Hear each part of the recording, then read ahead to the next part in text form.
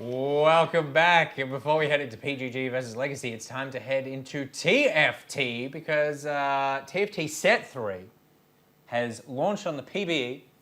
It's coming out a matter of days. We as a group, huge fans of TFT, but I would say probably fell off a little bit during Set 2. Is that fair, gentlemen? Yeah, didn't play fair. during Set 2. Played a lot of Set 1, and so when I heard that there was a third set coming out, my first thought was, I'll play again, because I felt too overwhelmed to get back in on the second one. Do you know what killed me of Set 1? Set 1? Set 2? Set 2. Light. The fact that Light was good Yep. at the start. Yep. What a boring play style. Yeah. It's like slow control play style. Yeah, you don't And want I'm not a control player. You want to blow people up. Exactly. Did you play much of? I played Set 1. I was a filthy Draven one trick, like Yeah. I think a lot of people were. And I think the thing for me with Set 2 is as soon as it came out on mobile, that really revived it for me. Because if I just want to relax on the couch or I'm commuting in bed, whatever it may be, rock it up. Commuting in bed or commuting? Yeah, I take That my bed around with me. is- Well, I mean, I could commute in bed, but we definitely separate those two. But anyway, my point being, if I'm on the train to work, 40 minutes it's a breeze. Tell you what, given the state of the world right now, I reckon commuting beds is probably a multi-billion-dollar business idea. So I was excited with Set 3 being announced. Have been playing on the PBE. Have been very happy and surprised. First of all, aesthetically, I'm just much bigger fan of the space than I am than the sort of high fantasy sort of stuff. But I am absolutely loving all the new classes. All the new origins, and I just feel like even though Sorcerers right now is completely OP, Is like it? absolutely disgustingly, yeah. Is it? As of 2 days ago, which was the last time I was playing, it just blown up by it's either Sorcerers or Sorcerer mech pilots being the two comps that I come up against where it's just I get wrecked. So I was watching, because you said we were going to talk about this today. Yeah. Yesterday I was watching a boatload of streams. I was watching Saint Vicious, who is rank 2 on PBE, and he's trying to get rank 1. So he was being very serious and talking through everything. Yeah. So it was cool to watch, but he was infiltrators every game. I am. That's it. And then he was just whatever you have in front of the infiltrators is fine. Just put infiltrators there, and he was always winning. Yeah, I mean they're kind of like the new Assassins, and Assassins had their time In to Season shine. 1, yeah. in Saint Set is 1. also a very aggro player. So I don't know if people would be familiar with his stuff, but he's a really aggro player. So during the earlier stages of auto battlers, not navigating in particular, Very he well was skirted. certainly a rush player as well. And he's also the person that came up with the store for 30 gold, play Yeah. first 2 carousels, heavy level and heavy rush afterwards to get your 3-star units out as well. Yep. In the TFT meta. So he's certainly, I could see infiltrators suiting him. I'm going to 100% be a sniper brawler player. I can already see that. I just want a fat, beefy front line in front of 2 snipers that can just for every additional tile they are away from someone to do an extra 12% damage. That's kind of my play style. I think there's I feel that. You like that too? I like that style too. I think there's a lot of the traits are a lot more interesting in 3 than particularly with 2. Stuff like the sniper thing I think is really good. It's highlighting positioning more so than ever. There's another one, I can't remember which one, but where you the more you put next to each other, the more you get bonuses. The more of that class you sit next to each. The rebels, I think. Yeah. And so stuff like that I really like. I love the experimentation with the classes like mech pilots, where they basically turn into a transformer or a Super Power mech. Ranger, super mech, Yep. and wander around the battlefield. And then when that dies, then you've got full health champion suddenly popping out of that thing like a pinata and able to double down. And I've had a lot of success with mech pilot sorcerers, which was very good. I think that was one of the gripes with at least Set 2 was always understanding, how much value you should put in those hexes, as in should I be using this ocean or should I be using this attack speed buff, right? And I feel like for me, it was always okay, if it's the one that gives you extra health, like the Earth Soul, yeah, always for that one, right? Because it's found infinite value. But I think positioning is always such an interesting thing of should I be putting them all front line or putting them in a corner or putting them back? And I think if you've got ideas like you're saying where a sniper can sit in the back line or if they're all together in a row, there's a buff. I feel like it's a little bit more user friendly. Also puts counter comps in because that was the big thing that first attracted me to auto battlers is if you're playing hunters against assassins in the old ones, right? Yeah. the line against the wall with like your tanks in front, so they Yeah. would jump to the furthest tanks and Yeah. only the back of your line, so majority of your comp could still do damage, was like really, really strong. And then like if you're playing against brawlers, being able to corner up, but then if you play against sorcerers and you corner up, then like all of a sudden like your comp just gets one tap, Yeah. right? Yeah. And I think I think this set looks like it has much more of that.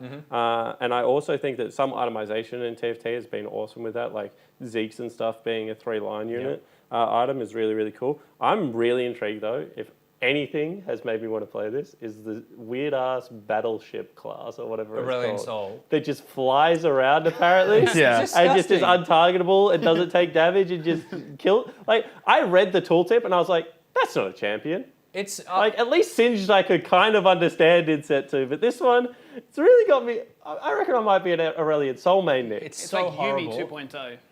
Yes. Untouchable. The first time it happened to me, I figured that the game had glitched because suddenly so many parallel effects. Things are just doing things that in the game don't happen at all. I hate it, and I think it should be removed because I always lose against it. I'm doing really well, and then Soul just wipes me out. Something I wanted to touch on. I'm having an issue at the moment where I'm sort of focusing on trying to deal with the fact that you build something early, and then I'm trying to lift my game by being able to evolve that To into pivot, like yeah. a new build for late game, which I'm generally not very good at. I kind of commit to something and then just like win or lose. It's hard though because the Star Guardian champions come up, and then I instantly buy them because they are so pretty. And I'm not. This is not a sell, but they're basically like if Spawn Shoes became TFT champions, then that's what I get. They are the best looking champs in the game. They're always so eye-catching, and I end up always pivoting into Star Guardians, which is probably a mistake. The Dark Star ones as well were pretty cool. I think it was like Rakan, one of them, where his knock-up radius increases with rank. And by the end of it, it's like the Cho'Gath from set 1 to just knocking everyone up. Stuff like that's very attractive to look at. Well, I like that. If that's actually how they've scaled the rank, because the thing about Cho'Gath that made him OP was that if you were playing against people that were cornering, you just had to put a Cho'Gath in, even if it was a rank 1, and you just gave him a mana item because you would have so much control over the board, right? Yeah. But if they're using rank to now improve that, because I, like you, like pivoting, like I like trying to learn the skill of like, okay, when should I stick with my brawlers? And sure, they don't have much damage, but they're really beefy and they're kind of getting me through to like, okay, when do I just need to sell 3 of those guys, put 3 sorcerers on the board and actually be able to get to a different part of my composition? So if they're doing like stuff like, you know, rank is important and, you know, all of a sudden 1-cost units aren't as valuable, because I saw like in the space mech ones as well, your actual stars of your champions will now make them like have a better mech, like stuff like that. Obviously increases the nuanced gameplay of kind of the league, because like Mr. Yi, like the thing was if you had a rapid fire cannon and Yi appeared at all in set 2, you would just sell whatever unit had the rapid fire cannon and put Mr. Yi on the board. Because he had like 3 different traits, would fit in any composition, and with rapid fire cannon was the strongest unit in the game. And I just hate shit like that. Yeah. I hate the old Troll Warlord, I hate the old Draven, I hate Master Yi. Like I just want things that you actually have to like think about and build around. There was 2 things that I took from this set that you would have experience playing with. Is I think the economy is more important in this set. Yes. Where in the second set it felt like, from what I watched, you could just kind of do what you want. To an extent. There was a heap of hyper roll in Yeah, set 2 as well. much more important in this one, which I think is a big deal. And I was reading before, I think it was the Thresh one, where they can pull something off the bench into the game. Which is so cool. Which, when you think about like how important your bench then becomes, like that's really cool. Sell everything but your 1 3-cost unit on your bench, so it Totally. always gets pulled in. Totally. I'm going up against people that just have like one thing on the bench that is absolutely OP, and then suddenly it joins the game and then it's all over. I think the way that they're playing with the rule set is really interesting. I think a lot of people, if they did fall off in set 2 like us, will welcome set 3. Also, I think it's just a bit of a culture shock if suddenly everything changes and we were like, oh, what the hell is this? But now you go, okay, that's actually how this is going to go from now So what on. econ changes do they put in? Or is it same econ but just unit pieces are more valuable, so you need to keep higher economy? Yes, and there are builds that are weighted far more towards like higher, like 4-cost tier 3s, where you want to be saving gold and putting together, because in set 2 I found that a lot of the time you could go like 4-cost, 5-cost, I would go, I'm never going to tier 3 you, that's fine. That now has shifted, and there are some that really benefit Well, from the that. whole thing about set 2, which I didn't like, was that your 1 and 2-cost units were so valuable in some comps that you literally had to 3-star them before you moved on. Because otherwise, if you leveled too quickly, you would just lose all value of that unit. Yeah. And you knew they were going to be in your comp until late game, and then you would be rolling on like a 10% chance to try and like 3-star or a Vayne or something if you're running a light ranger comp or something like that. So that's good that valuable units are actually higher stars. That makes sense in a certain way. Yeah, it you does. know? Who would have thought it? Well, the changes to TFT we are very happy with. It comes out this week. We reckon you guys, if you play, you'll be happy as well. And if you don't play, now is as good a time as any because everything is about to change. We should do a challenge. So you're not left behind. Like first to like platinum or diamond or something. Yeah, cool. Yeah, well, you guys should totally do that challenge. All right, it's time to jump into game number 2. It's PGG versus Legacy. Let's get up the PGG lineup and let's talk it through. Rusty. Sure. Biopanther is your top laner, Sully in the jungle. Get back mid lane with Praedyth and Rogue down in bottom lane, and Coach Western Way. No changes to the roster coming into this week. That's definitely not Sully. I know Sully, No. and that's not Sully. No. It's missing a very important, Sully has a mustache. yeah, starch. That's Sully. That's Sully. There he is. Look at that. Do you know what as It's well? gone thicker. Not to call him out too much, but I walked upstairs before, had a quick chat with him. Still rocking his Pumas. I noticed. I thought that would have been some sort of team uniform recall. The ones from that he order. put in the bin all of a sudden back on his feet. So shout out to Sully for that. Shout out to Sully indeed, and a shout out to Legacy because Legacy are who Sully is going to 1v5 with the power of that mustache. Rusty. That's me again. It's Tofu in the top lane, Vavit jungle. Tally the Shadow in mid lane. Decent showing in the first week with Raze and Isles down in bot lane and Coach Jensen. Surely someone in this office has a photo of Tally. Yeah. No. He played 7 years in the league. Can Tally grow a mustache? Yeah, he actually can. He actually grows like a creepy perv mustache as well. It's real funny. At one point last year, Jimmy and Choo Choo's were like real going heavy in the facial hair department, and it was good. I had 2 players that could grow great beards, like Simon and Jake. Yep. Like are probably, in terms of beard growth in the OPL, probably legendary status. Of course. Yeah. But I think Tally and Sully could grow a similar little bit of a cheeky mo. I reckon if you want to picture Tally, we're going to need some mustache. So get that happening, and we'll get game 2 underway with the Max Champ Select after this.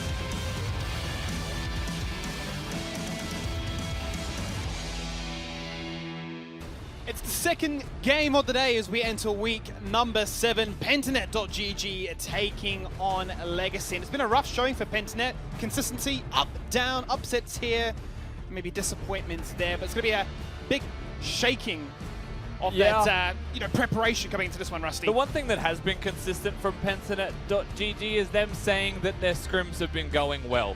So a lot of the conversation we've had from them in the past couple of weeks, if not few weeks, has been turning practice into performance on stage.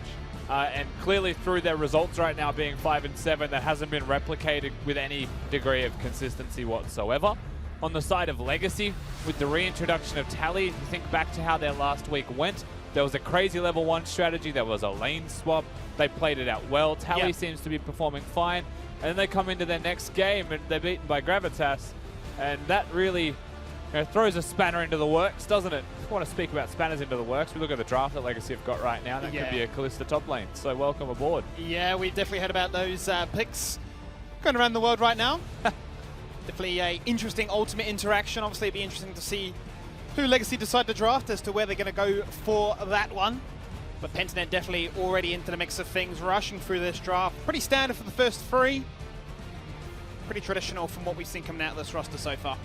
I'd like to see where Legacy actually go from here in the draft. What is their 3rd pick going to be? Jensen's very much a world traveler when it comes to knowing drafts from every region.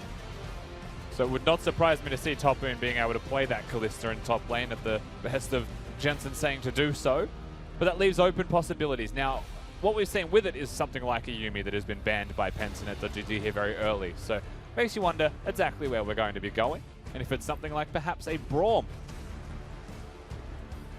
Aatrox denied away to start with here from Legacy. What are the worst matchups, really, if you know, for this Kalista if it was the top lane? So Kalista is notoriously bad into champions that have slows, because that really throws off your rhythm. But I think in top lane, I cannot tell you a champion that is just bad against, right? Off the top of my, we saw a Kennen versus Kalista matchup in the LPL the other day. Kalista ended up with 130 CS lead, and they won at 23 minutes. So, like, do the math, that's a lot. That's a champion that I thought might be okay. You can build lifesteal, you're a ranged champion. Sure. I don't know. Really, I think we have to just see what is there. But, you know, if something has a slow or crowd control and can lock her down, then there's merit to the pick. Well, they've denied away to Tarek as well as the Cho'Gath. Some interesting bans coming out there from Benenet. Leona denied. I imagine the reason being, you know, much easier to try and duke out the depth charge with what they've got so far. Slightly Flare, just a little bit harder. If we're talking about Kalista's ultimate to try and get somebody re-engaged in or protected, kind of like a baby Tahm Kench, but Legacy say thank you very much, because Isles is incredibly comfortable in this pick. Now, we have spoken a decent amount about the Kalista potentially being top lane. Raze is actually a very good Kalista player, so it may not be the ideal lanes, but it's certainly possible that that's where it does end up going. So just keep that in the back of your minds as we wait for Pensanet.gg to lock in the remnants of their draft. You've got a Nautilus here, however, for Isles. And that's a Maokai response. Yeah.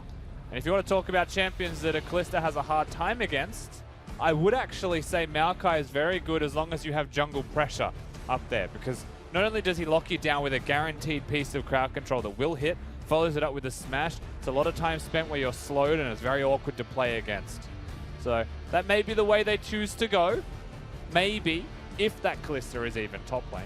They did get that bard as well, as you highlighted, so there's going to be a few tools at their disposal to try and lock Legacy in place. The final pick is going to be Soraka top.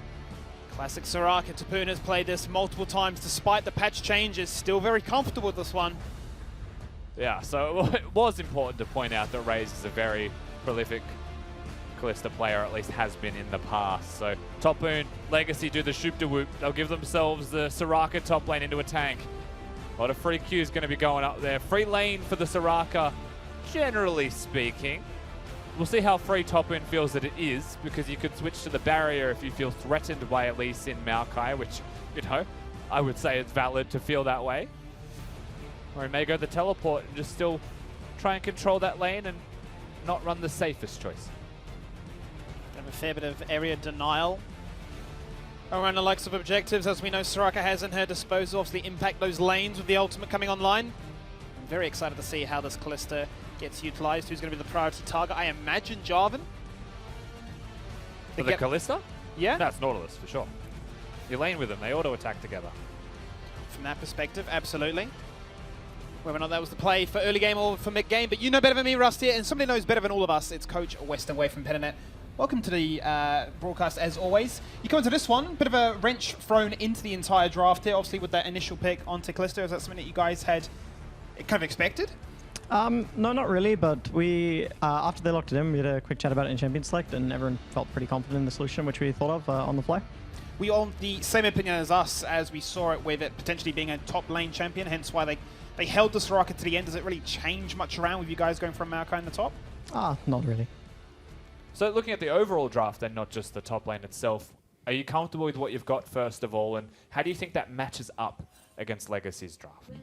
I think we're pretty confident. Like I said, usually the way in which we do things is we kind of try and predict what the enemy team is going to do at the beginning of the week, prepare our bans, things like that, and then put our comp together. So we've had a lot of practice on similar compositions this week, and the team is feeling pretty confident about going into this match. Is there a team that you feel like, you know, if you come in on Monday and you're like, we're playing against this team, is there a team that is the hardest to predict what they're going to do? Someone like a Direwolves, perhaps? I think it's usually the teams that are changing rosters a bit at the moment. Like obviously Gravitas has quite a few players, and Mammoth's been making some roster changes and making some big improvements. So, you know, when we verse those kind of teams, it's harder to predict just because, you know, there's not as much data available for the players that are playing. And obviously with the arrival of Tally, his second week now, coming in as a sub, you know, how does that really change things up for you? Obviously there was Eminence before and he was such a powerhouse on this roster. Do you feel like Get Back now finds a bit of an advantage in this lane, or do you think that there is a fair bit of ability to try and maybe, you know, bully him out and cripple it and sort of see what we saw when they went up against Gravitas, where it's a lot of weight on towards Raze? I think as far as Get Back goes, he's actually a very, very confident player, and he's pretty confident against every player that he goes up against. And I don't think that them changing out Eminence for Tally changes too much for the team. I don't think Eminence was the key point in their team. So I think Legacy is still going to be a very strong team. That being said, like if we just play like we have been in practice this week, then I'm pretty confident that we'll win the game. There was some comments made last week by someone who was playing against Legacy that they were more worried about the team with Tally in because they felt the macro was something that was short up a little bit. Is that something that you would share the opinions with?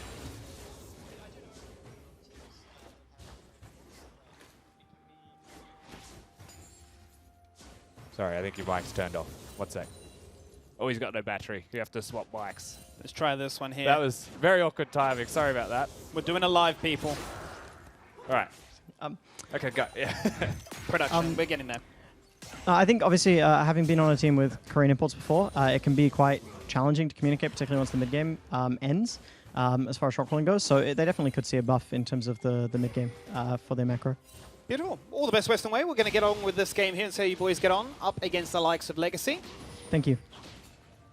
Thanks for putting up with the microphone issues, Western Way, and everyone listening as well. It wasn't an awkward silence. I can assure you he was speaking.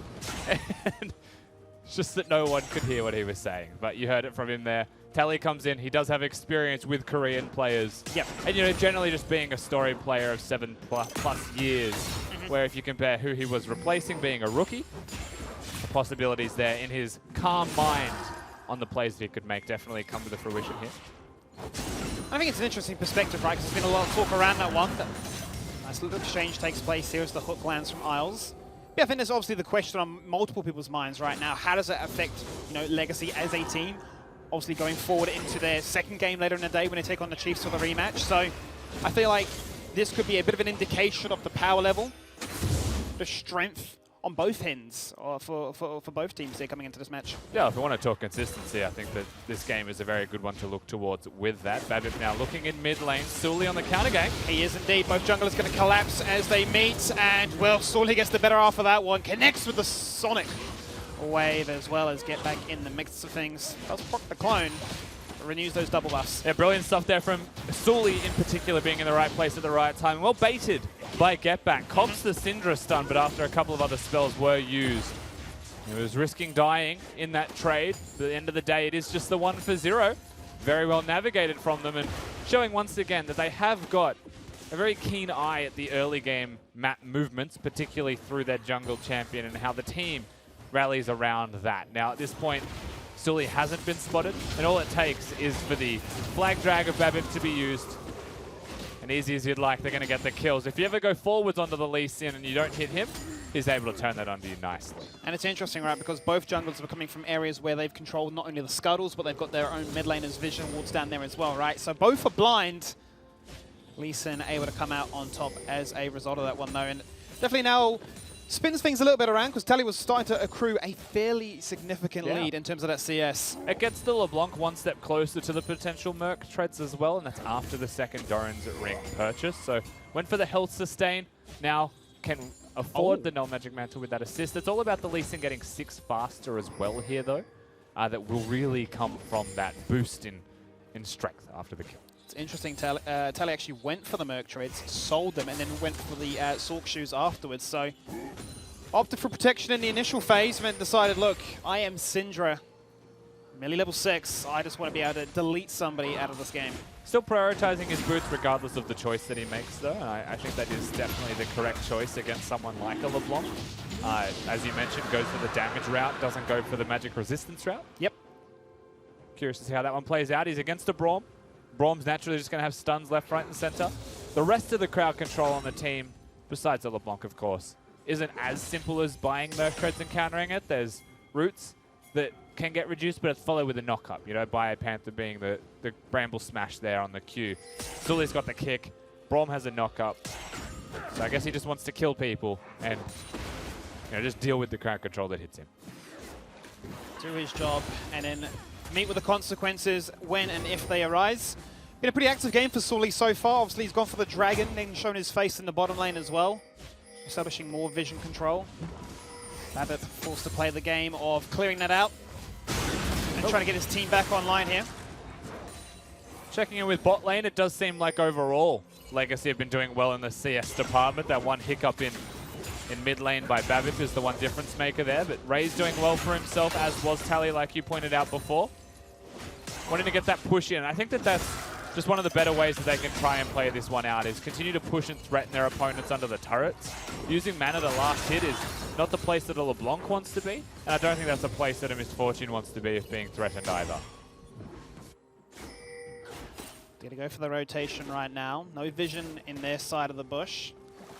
Go through the river where they do have some wards down. It's also worth highlighting, with a lot of mid laners at the moment going for Boots 2 as a rush. Yeah. You know, we've seen a lot of Merctread versus Merctread matchups. This game seems like it's going to be no different. The really important thing to highlight is blue buffs now become just so much more crucial to the mid laner's success. Absolutely. If one team gets blue, the other one doesn't, that's a lot of mid priority that they can then force. You know, Tally not having the Lost Chapter rush does need that blue buff if he wants to sustain in lane. And look at the difference right now between mid laners. Absolute point case and example right there, Rusty. You know, and without teleport as well, going to be very imperative that you... That equalizes mid lane effectively Well, by that's having it. that blue buff. You need that wave manage to be on point, and what was a significant lead beforehand is being nullified quite quickly. Sully finishes jungle item there as well and sells his refillable potion for a control ward. Respect the choice. Once you've got the full jungle item as a Lee Sin, you pretty much just have sustain and don't lose any health to those camps. Radev's actually gone for a rush on the Executioner's Blade, so I don't hate it. We've seen a lot of times where we're thinking who picks it up on this team, and we've highlighted it before, you know, Bullet Time's such a good applicator of it. Yeah, you're also against the Kalista in lane who will always rush the lifesteal, and that's one of the key components of surviving as a Kalista, is being able to lifesteal through your opponent's damage. There's kind of like a mark. If you can out-heal their damage, you just hard win, and you can punish incredibly hard with your mobility and stick. So rushing that one. Also going for the double Doran's route, so a bit of extra health once again. Means that he can trade decently well, and obviously there's a Soraka that makes a key difference. With the ultimate. The lane swap has taken place right now, 9 minutes into this one, as we look for the priority shift to take place. Now look at the mini-map right now. Sully is deep towards red buff. He's going to get the blast cone over, and is going to actually deny really all that time Babip spent hanging out in that tri-bush. Peninet find the priority in the lane. Instantly turn our attention towards this one. Yeah, the map has been flipped by Legacy though, as you saw. They have responded to this bot lane coming up here, so if they're going to contest this, it'd be now. Nice hook. That's a max range hook. Flag and drag. Can they find this one? Babip going to get dropped very low on. Down as Get Back finds that kill. Now Tally going to look for the disengage with those orbs. He finds it now, turning our attention onto LeBlanc, who does manage to flash away. We summon a burn right now. Both mid lane is incredibly low. Yeah, lots used there on the fight at the Herald. Sully just dying. Kicks a little bit early, unfortunately, it seems, as the Herald wasn't in smite range. But then because the hook connects by Isles, it makes sure that it was too early. You know, it does effectively punish it. Where it seemed like it was a great move at the very start. And I believe the Herald was taken. Yes, it was Rogue that locks that one down. And that was through the smite of Babip. I know. That's really unfortunate. I believe it was an auto attack just after the smite. I think it was around 20 HP. So that's one of those things that you just have to watch back and unfortunately shake your head at it. We'll see it now. That was close. It was very close. The Rogue just comes in and secures that one. Tally, of course, then finds himself in an awkward position on the wrong side of the fight and wants to put damage on to get back, so mid laners just trade HP and we're able to disengage. The real winner of it was Raze, but that Herald can make a significant difference. Right, after the objective is said and done, the double flip back takes place. Reason being because the second Drake of the game is online. It's going to be an Infernal Drake right now. Tally now does have the blue buff advantage over Get Back. And I do think the ball's actually in Pensanet.gg's court now. If they wanted to pressure with the Herald for a turret, they could. Yeah. And they could drag the pressure away from the Drake itself. You see that Legacy very early to get their top rune immediately here, as is the bottom lane. They want to force this now. And they want to have the numbers around where that Braum is, just in case something were to erupt. Well, Tapoon's going to TP back to top side now, make sure that they don't lose too much from this one. This Drake is secured. Yeah, but teleporting back to the top lane does open a window of opportunity to just dive bottom. If they would like, it's a Maokai, hooks connected. They are considering it because jungle and mid are still hanging around right now. They're going to be stepping on wards. They need to get a bush, a wall down in this try. I mean, the thing is, he teleported in vision. BioPanther has teleport of his own. If you're Pensinet, you just bring 4 people down here. You've got Herald, that's a free turret, no contest. I mean, I would rather lose a wave top lane to potentially save this turret, but I think maybe he teleports knowing it's inevitable, and we got the Drake. As they actually disengage. Yeah, well, there's the teleport. Penanet want to really hard force this one right now. Sully jumps and he's looking for one target and one target only, but it's going to be Babbitt that takes out Sully. He protects Raze. Raze living for the meantime right now. The tower will finally fall on down, but Raze will fall in the end, and it is Praetor who finds it. That's the one you want to get online. It's going to be a trade in the end as Isles buys time for Tally. Babbitt rotating through those cooldowns, waiting for that one shot to come online. Tally's already used that ultimate. Isles, with that stopwatch, manages to disengage away. Second headbutt comes on through. Massive value coming here from Penanet if they can just find this extra kill. And BioPanther's almost impossible to stop there. The tanky champion, the Maokai, comes through. I want to say that was a little bit sloppy overall, but the result was kind of expected. The turret drops, BioPanther teleports in, and he starts to get himself on the board now, 1-0-1. Get Back puts in some work as well in the fight, but that's one of those things where they threatened, and then they backed away thinking it was free, and then it wasn't free because Babib's here. Now we have to dive, but at the point they choose to take this dive, Sully, while he flash kicks in, he's just going to die for it. And it starts to become this conversation on what is an unnecessary trade and what was just a good decision for them in the end. You know, it requires 2 people to die for them to get the trade onto Raze, and then a third one goes down as Isles comes in, and it is kind of actually just a stopwatch show after this point where BioPanther is full health, and anyone that goes near him is just in trouble. Follows through the flag drag there, and once again, Babbitt will die after the stopwatch. And so they do get kills, but the cost was so high. You know, if they just kept everyone down there and threatened in the first place, maybe if the teleport was preemptive to secure the turret, these trades wouldn't have been so aggressive. And if it was anybody other than a Soraka in that split push topside, you could make an argument to say, well, look what we got as a result, right? Is going to be Soraka, is innately a support champion, so not going to be able to do too much damage to that turret. Yeah, but does have the ultimate, right? So one of the advantages that Legacy were looking at was, you know, maybe we can teleport him top lane and we can survive because we have a Soraka ultimate. I think that was something they might have weighed up in their decision. And you can see how that has gone for them. You know, they were able to get some trade backs. Yep. So all things considered, Legacy can't be too upset with the result of that. They chose it. Yep, Charge going to find value onto 3 members right now, but Praetor coming from that lane, no stopwatch and no chance to survive this. And right now, Penanet have definitely got their number. They're finding this value across the map, bottom map and top side too. Yeah, Sully's chosen his place to be. So has Get Back. And it's crazy to me that it feels like they're never farming in mid lane right now. There's just constant push or constant ability to disengage, and a part of that is because BioPanther is pretty consistently walking towards mid to threaten it to cover. You know, it's one of those things that will go unnoticed. It's not something that's important to show on the screen, but it is worth crediting the man for that, as he pushes in against the Soraka and then just disappears. And it's hard to be Tally. It's hard to be a Syndra, knowing that there's a Maokai that could be there at any moment, and Get Back could just be hiding in a bush for all you know, right? But once again, he shows where Sully is. They go towards Praetor. They threaten the side lane. Early group right now for Penanet working in their favor. They're just finding vision and freely rotating between the lanes that are pushed on out. Able to threaten different objectives, look for skirmishes, and it's proven highly effective so far as they've netted themselves a 1,500 gold lead.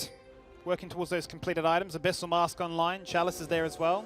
Yeah, and I like this. I like this Abyssal Mask choice from BioPanther. He's against the Soraka, first of all, right? So he's going to take reduced damage from that. But I think the reason I like it so much is because he can still focus the Kalista. And because he has so much crowd control, Kalista can't really spend that time auto-attacking. And anyone who's going to peel is mostly magic damage. You know, you've got the Syndra that wants to push you away where you don't feel that. Nautilus has a decent amount of magic damage in his kit. Najavin can't waste time using any of his combo on a Maokai, because then they're just losing the fight anyway. So maybe builds into an armor item next, as you would expect. You know, working towards that Sunfire now, but rushing the magic resist, good choice. Completed items during that time start to come online in the other lanes. We've now got the Essence Reader completed for Praetor. Luden's Echo for Get Back. Imagine that is not too far away here for Tally as well. As well as the Blade of the Rune King. So the 80s and the mid laners are online.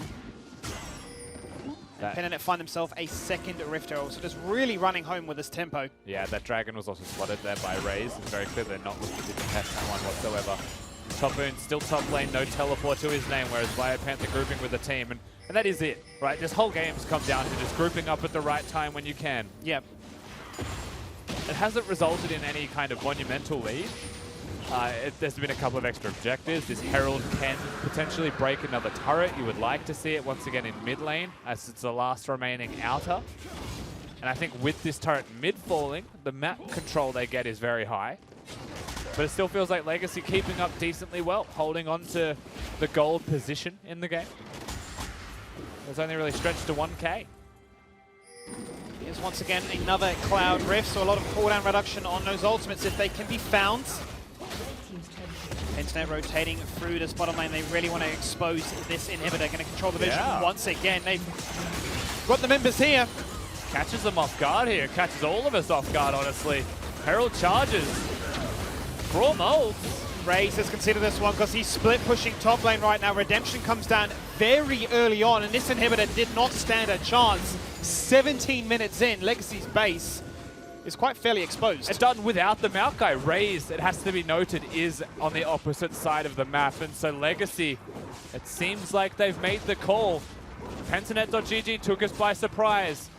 So just deal with the consequences and try and get some gold elsewhere on the map. And like noted, it hasn't actually affected the gold. They break an inhib, which is big. That is the inhib on the Baron side of the map, which means it's the hardest or the furthest point away to have to deal with super minions from where the Baron spawns. So that's the perfect positioning for Pentanet.gg here to make plays and snowball the game out around the Baron. But Raze has traded turrets. They're still getting farmed during this time, and look at the gold. 300. Yeah, it's definitely been something that we've seen from the likes of Pentanet being very, very focused on going for those towers, trying to really siege on up. And it's usually been them sacrificing a lot of neutral objectives as a result, conceding multiple Drakes and just waiting for that one big team fight around a Baron or towards a Soul Point, Elder, whatever it may be. So this is a bit of a change of pace for them. And I think Legacy are now not looking to make the same mistake as they did against Gravitas last time. A little bit sloppy there from Rogue, it has to be said, on the vision denial around the Baron area. Gets distracted by a control ward and doesn't continue to sweep the river for wards. So there's two presently there. No problem at all. They'll have to use a second sweeper to try and clear that one out, but it just got used to clear topside. So that means that Legacy will retain some vision and have a better eye into where their opponents will be as they go towards top. Top red jungle is lit up like a Christmas tree right now. There are control wards in all three primary bushes, making it very difficult for Legacy to step out and collect that farm. There's about one wave worth of time skimming before this becomes really hard to deal with. Forcing a fight right now would be a mistake for Pentanet, whereas Legacy, they start to feel the crunch very soon. Super minions pushing bot lane. Vision control set up and established now in the red side jungle. Difficult to deal with, but you start to feel that crunch as we speak. Consistently escorting in the minion waves through mid and top. Begin the dance when that inhibitor is down. More vision denial. That much riskier when you start to consider, are they on Baron or are they not? But definitely very even in terms of power spikes. There's no big jungle gap at this stage. In fact, Babbitt is actually a level up over Sorley. There's still gaps in vision though here by Pentanet.gg. Ward just there on the left of your screen. They're seeing exactly where they are. It means they know they're not doing Baron as they didn't disengage in that direction. They walk up towards this inner. So you see how quickly Legacy will try and get here and respond. May well be in time to once again save the turret, delay by another wave.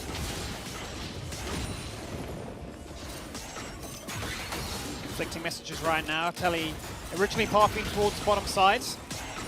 As soon as he shows face, Pentanet go for the reset and the recall. Expect to see some big power spikes come across within those different members as they set themselves up for what is potentially the Baron fight, or towards, you know, their third Cloud Drake.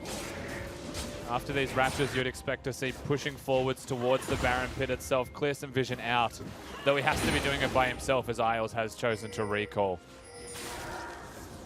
There's the Sunfire Cave, as you highlighted before. So Maokai, much like an Ornn, incredibly tanky at this stage of the game. A lot of CC, a lot of ability to lock members down. Yeah, fortunately doesn't get 3,000 gold worth of free stats though, as he levels up to 13. Still just going to be a Maokai, but very hard to deal with if you are Kalista. Especially at this point in the game, just so much low cooldown, high damage spells, even though he's a full tank.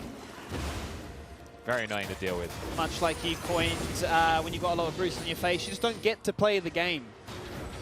As the Kalista. If there's anyone that can do it, it would always be Raze. You know, the 1v5 player. Yep. He's definitely had a fair few of those star-studded performances in the split so far. Jeez, they've made it hard for him, haven't they? They surely have. The Ezreal game, there were moments where your heart went back and forward. Third Drake completed here by Pentanet. Inhibitor still down for Legacy, so there are a lot of different Yeah, but it's about to be up. So you can see there's no supers on the mini-map as the hook just goes wide. They're raised very aggressively forwards. Raze frontlining right now, almost flirting with danger, asking for cooldowns to be used, and one is. Glacial Fissure burnt out. But with no super minions threatening bot lane, and Biopanther actually still being grouped with the teleport, he's in the top side of the map. Legacy feels safe now. For the first time in a while, they're able to push forwards, look towards this mid lane outer. They even force an ultimate out of their opponents. 2 ultimates gone now from the bottom map of this roster. Looks to me as if both teams just want to go for the reset here, primarily Isles to get some vision online out of it in his trinket. Only vision so far is on this Baron. Yeah, the one control ward inside the pit will be cleared eventually by PGG as they check the pit itself and now completely blind. You know, they actually still have control ward lines set up that like, the Babip has to face check to clear. They're not being punished for it, however. Some awkward resets here and there. Rogue has to go back to base, get some more vision. In that time, they're able to clear some of the wards out. Tally doing an incredible job of keeping up with Get Back despite not getting any kills or assists to his name. His CS difference right now. Yeah, well, okay, so in League of Legends, getting an inhibitor is always seen as a good thing, right? But the CS difference in mid lane is basically because of that inhibitor.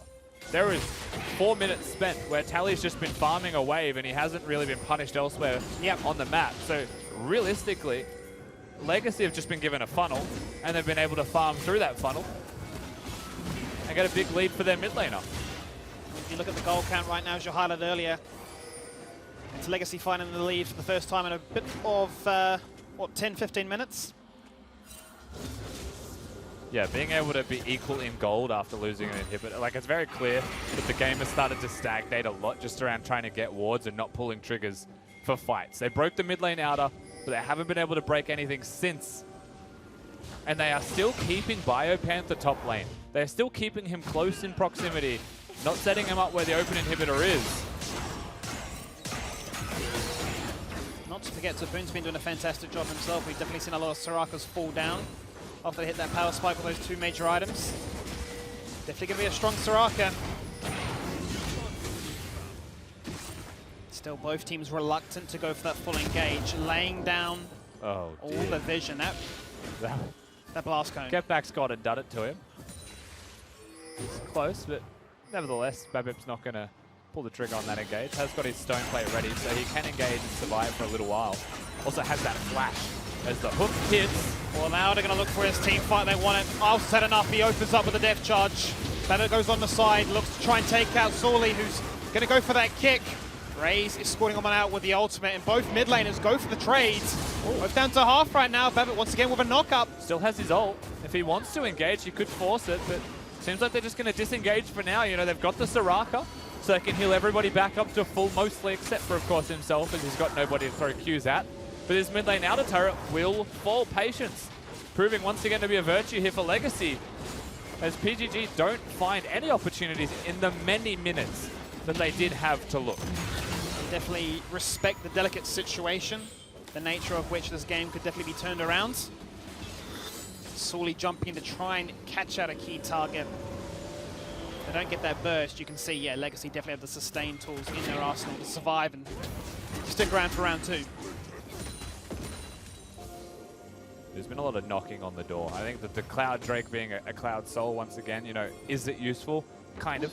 It's always going to be nice to have. The reduced ultimate cooldown, I don't think is the most significant thing here, though. But with that nice to have, I don't think it's the same as like an Ocean Soul or an Infernal Soul or a Mountain even, you know, which is like the, we're fighting for this no matter what. The Legacy could actually be content with mid-fire into Baron control as a trade-off for it. I mean, they could even get the Baron for it, with a Kalista having Blade of the Ruined King there, and Ardent Censer on the Soraka. Pentanet shifting all their vision right now down towards Drake, making it very hard for Isles to get in there and go for any vision denial, any clear. Yeah, I think this is awkward for PGG, because they don't really have wards into topside river at all. They've been kind of bottlenecked into the bot lane, and now they don't want to go to the Drake. They're showing presence physically in the middle lane to try and keep Legacy near them. Yeah. Because here we go, Dragon started. They've been pushed away from their Raptor camp ever so slowly right now, and this, you'd argue, definitely favors them, because now they've got the Cloud Soul online. It's time to force the fight. That's going to be the bullet time to start things off with, as Get Back gets the instant annihilate, instant execution on towards Raid. They're going to find a second. Kratos also gets himself on the board as the carries of Pentanet start to get big. Members of Legacy spread away, buying time. Not going to be able to re-establish themselves because they are far, far away from Soraka. They're dying. But Babip is just jumping in. He gets a Cataclysm onto one, and he's going to look to try and get a shutdown onto a second. It's going to be a quadra kill for the boys of Pentanet. Yeah, they get the Cloud Soul, they'll get the kills in the end. They do win the team fight, and they'll just be able to walk on over to the Baron. Rosie on over and secure that one as well. Big team fight from the boys in the end. A little bit dicey here and there, however. Yeah. And so we'll get to see it in the replay, of course, just how confusing and weird it started to become. But with this, they'll skyrocket the lead ahead from being basically even to a few thousand in their advantage, and with the Baron buff to boot. The last 10 minutes definitely a dance that kind of went much further than waiting for those super minions to come in from bottom lane. That was a thing of the past, but they do finally knock it over. And the Soul and the Baron. Yeah, I think it's easy to say that Legacy didn't need to go for this. You know, is the Cloud Soul going to win the game for Pentanet? Maybe not. But a Cloud Soul forcing a team fight where a Maokai gets on a raise and he instantly dies is a free team fight for Pentanet.gg to take. You know, there's a lot of sustain still here for the side of Legacy, and they buy a lot of time. Tally, honestly, does pretty well here to survive as long as he does somehow against a Braum and a Lee Sin, but even a LeBlanc who hits the chains. With all that work put in, Babip's just going to try and follow through for some kills, and they were inevitably going to fall. Kratos just had to walk the long way to get here and put down the relevant damage. Once he got there, you know, that was always going to be the fight over. Really was an awkward engagement there from the start for Legacy. Bring it back to draft. Maokai was picked top lane as an answer, perhaps, into the Kalista top lane. It was a surprise pick. Yep. It was mentioned by Western Way. But Maokai clearly a good answer, and you're seeing exactly why when it comes to a team fight. Flash W, Raze just kind of dies. You know, he hasn't gone for the QSS in his build yet. Rushed the last Whisper upgrade. So he's not going to be able to QSS Flash to safety. He's just going to die. Yep, no Mikhails. And no Cleanse Summoner. Fully reliant on positioning, and not the easiest ADC to accommodate it on. Pentanet now start knocking on the door of Legacy. Bottom is an open inhib, and they really have ignored that entire quadrant of the map here. PGG. They've situated their LeBlanc top side, and they're grouped Biopanther once again. I actually don't think he has seen bottom lane besides that teleport. Just a smidgen of pressure, a slow push there, and it would almost guarantee the inhib to fall as they pressure with this Baron buff, but... Telly's the first to hit level 16 right now. May look to try and find a target. Once again, I was unable to find that hook. Oh, Toppin cops one from Praedyth and needs to go back to base. They blue trigger him just to confirm that he was still low. This seems to be the magic number for Misfortunes right now. 4 kills, 1 death, 3 major BF sword items. Praedyth will do damage like that to Tapoon over and over again. And Tally smacked around. Will get healed by Tapoon, but as a result of throwing those heals out, he's now half health once again and raised. He also cops an auto and suddenly very low himself. Legacy's base is in shambles right now. Every inhibitor Soon to Bio fall may on look, down. here they go. Redemption's going to come on down. Wish used it very early on as they wish to find some kind of engaged form of turnaround. Pentanet, so disciplined in their approach to this. Get 2 inhibitors, just hit them with the slow bleed. We've got the Baron, we've got the Cloud Salt. There's no need to overexert ourselves. Gold lead's in our favor. Yeah, that's still a massive win for them, right? They're not going to look for the end. They're not going to overforce themselves if it's unnecessary. It always does feel like the way that they play League of Legends, Skimmy. You're absolutely right. They've got 1 wave left to push with. So fresh off the reset, you'll probably see them push that bot wave out. And with an open inhibitor there, that's all it really takes. Now you get the double supers coming in. And very difficult for Legacy to deal with that amount of super minions as you threaten them. Not to mention the Elder in 1 minute and 20 seconds. Now if you can set up bot lane, you probably want to do it safely given that there's some cheese going on here by Legacy.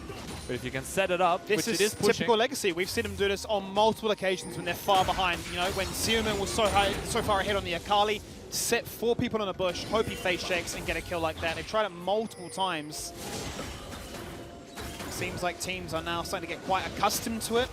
Last year, this was kind of the Chiefs' approach to League of Legends a lot of the times. They were just in random bushes in the jungle to try and catch you out. And then there was teams that would play against the Chiefs, and they would, for a week, look at the same idea. Order would do that, as an example. But it's the type of thing that, if you're good at it, you know, and you're in the right place at the right time, you get to the minds of your opponents, know where they want to be. You get free picks, and it halts all advances. Both ADCs now have some armor penetration online. Black Cleaver completed here by Sully, so definitely opting for the more damage route as opposed to supporting style of Babbitt with the stone plate. Okay, so Flash is now up once again for Bio on this Maokai. He's going to look for Raze now. Is it time to do that? So that's not only the first thing you have to look at, you have to measure how quickly can Raze QSS and get himself to safety if they come at him. Hook connects again. Very similar situation to that previous engage as Elder now spawns, but keep an eye on these lanes. Bottom is pushing, top lane is pushing, mid lane, the only saving grace. That hook misses as well. More time board here for Pentanet.gg. If they just hold patient, don't let the Elder even be started and poke their opponents down, then the super minions start to end the game. Hook lands this time. Aftershock will connect. Glacial Fissure out very early on. Get back on the flank. Going to find Sapoon, who gets the silence down. That's going to force a flash response as bullet time very safe in the backlines here from Praetor. Maokai engages. Raze is still alive. The hook doesn't connect again and get back to sniffing trouble. Yeah, Topin has teleport, so if he gets the free recall off here, he's going to have to deal with the minions, but he kept his ultimate through that poke. They've started the Elder. This could be the thing that decides the game. Elder is down. It's down to 75%. TP is going to come in very early on. The base, it has to be forgiven. It has to be forgotten. They have to go in for the team for it right now as Praetor finds the first kill. Babbitt flashes out to safety, but he will not find it. Tally equals things up by denying the smite. But Praetor is just running this show right now far too strong on this occasion. Able to find a triple kill. The TP in from BioPanther. He's going to score a goal because they're going to get a victory here as there is no member left standing for Legacy. First Nexus turret will fall on down. The second one swiftly to follow. And Pentanet, a very slow ramp up into this week, into this split. But they will take down Legacy and give them their third defeat. 2 in a row for Legacy when you're looking at defeats. Unfortunately for them, not able to find what was needed. The Callista as an AD carry had a very difficult time when you look at the opposing draft here. And Pentanet.gg, with the lead that they got, with the small advantage they found, able to play the map out slowly and methodically to get the victory. Early inhibitor broken bottom, and while it didn't give them the game, they still looked comfortable with the momentum that they had. There definitely could have been some worrying times given how far Tally had got ahead as a result of that funnel that you coined with the early inhib. Unable to really emit the pressure as the members of Pentanet were just far too ahead by that stage of the game, and they're able to find a victory. Happy as they may be, let's chuck it back to the couch for a post-game interview with them. Pentanet won a really hard force this one. What the hell was that? Yeah. What the hell was that? I mean, the thing is that people have been saying that Pentanet have been ramping up for a while. Coming into the split, people were really excited about them behind the scenes. And I think that they are one of the few teams that puts you to the slow grind. OS has a lot of fight-heavy teams, whereas Pentanet aren't one of them. So people would have been unused to kind of the ugly style of League of Legends, I guess, in a way. But it's very difficult to play against when they get their claws sunk into you. I was like that episode of The Simpsons where Homer is trying to cook the pig and the pig gets loose and it's just a little dirty, it's still good. I'm like, Legacy will bring it back, it's still good, it's still good. It's just one little team fight, it's still good, it's still good. It's not good, it's over. It's all because of the power of the mustache. Sully, wow. What's up? How are you, buddy? I'm good, I'm good. How are you guys? We're feeling very good after that game. I'm feeling very comfortable right now. How was that for you? That game was kind of... It was okay. Like, my early game was fine, but it was a bit awkward in the mid-stage after we got to inhib. So I felt like really pressured that they were going to, like, Raze was going to pop off in 1v9 because that guy was farming like a monster. So, yeah, no, I felt good that we could close out the game, but yeah, that was a bit of a scary moment. And talk to me about Lee Sin. Obviously, got a little bit of a cheeky first blood on him. Picking up the champion lately, are we? Yeah, well, about that, when I was in Korea, I was actually not playing Lee Sin very much, and even last year. And then Spawn told me, hey man, if you want to get on the team, you got to be good at Lee Sin. So I put some practice onto it, and now I'm playing it. So it feels good to play my first 2 good games on him, and yeah, it feels good. Yeah, looking clean. And talk to me about this slow style, because Western Way's been a big proponent of, teaching people how to play League of Legends properly and making sure that, you guys are very aware of like where you should be moving on Summoner's Rift. Do you guys see yourself as more of that macro-heavy team? Well, yeah, we just learn it. Like, our coach teaches us the macro because he came from the LEC from last year, and like, it's just the way you're meant to play the game. You're meant to play the macro correctly, and if not, like, you got to be superstars like Balkam was last year, or Croc, So I feel like that's just the way to play the game, and then when enemies make mistakes, you got to punish them, like when we got the inhib. All right, and talk to me about kind of what it's like to go up against a team like Legacy, and whether that gives you guys confidence maybe making a late finals run, because obviously you've been a part of late final run teams in the fast piece. So how is the mood of the camp right now? Well, the thing is, since the start of the year, and even right now, even though we're coming 5th, like, our team still believes that we can win the league without sounding cocky. Like, that's just what we believe, and it just feels good to execute on that game plan for once. And obviously I was on order last year, so I felt that, as long as you fix your style and you like play to your style in the gauntlet, like, you will come out near the top. And so that's what we're sticking to, and that's what we're hopefully going to do. And you've benched the Carthison in Italy for a bit, but I know you still play a little bit of it, Paris. Like, when is it coming out? When are you going to get back on these farm heavy AP champions? That's top secret tech for the gauntlet. PGG Sully fanboy is very excited for you in the chat. I don't know who that is, but they'll pop it off. I've got 2 questions for you. One, do you attribute this win to the power of the rap from your GM? Dude, that rap today was pretty good. Honestly, like, some of the content, I'm like, it's good, could be executed better, but today, yeah, I like that one. I like that one for sure. And secondly, are you giving the shoes back to Order? Oh, so what happened was I put them in the bin, but... what happened?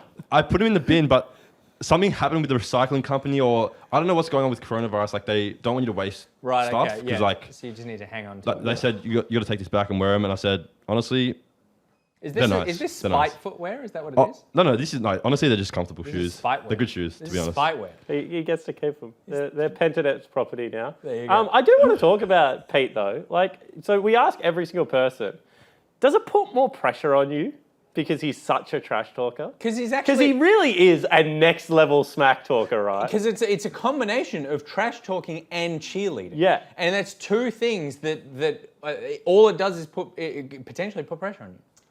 Like, I've already got enough pressure on myself, to be honest. I want to play a lot better. So him, like, he's just lightening the mood a lot, and it's like, it kind of just feels good, He's got our back whenever we're struggling, but also, like, when we're talking smack, he's got our back too. So it feels good.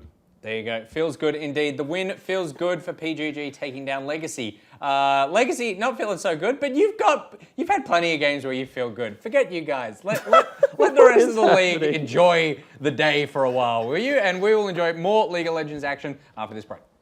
Dragons started. They've been pushed away from their Raptor camp ever so slowly right now, and this, you'd argue, definitely favours them because now they've got the Cloud so online. It's time to force the fight. That's going to be the bullet time to start things off with as Back gets the instant annihilate, instant execution on towards Raze. They're going to find a second. Not going to be able to re-establish themselves because they are far, far away from Soraka. But Babip is just jumping in. He gets a Cataclysm onto 1, and he's going to look to try and get a shutdown onto a second. It's going to to be a quadra kill for the boys of Penanet. Elder is down. It's down to 75%. TP is going to come in very early on. The bait has to be forgiven, has to be forgotten. They have to go in for the team pro right now. Praetor finds the first kill. Babbitt flashes out to safety, but he will not find it. Tally equals things up by denying the smite. But Praetor is just running this show right now far too strong on this occasion. Able to find a triple kill. The TP in from BioPanther. And Pentanet, a very slow ramp up into this week, into this split, but they will take down Legacy. Feeling the heat? Grab a pineapple or pineberry frozen Fanta mix at Macca's. With 36 flavours, it's the largest range in Australia. Grab one for only $1. A little goes a long way at Macca's.